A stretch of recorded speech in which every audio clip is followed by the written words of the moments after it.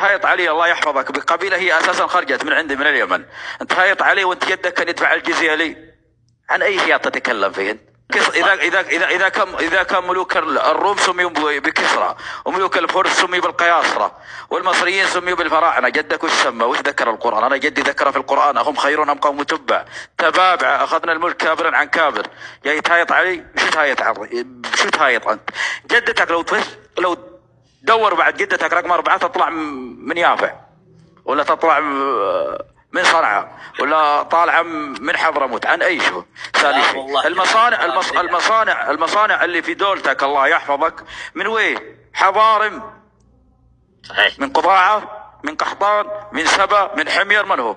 جدك الخامس اساسا. لو تذكر لي 5 من اجدادك يروح الى جدي، معناته انا جدك احترمني غصبا عن ابوك.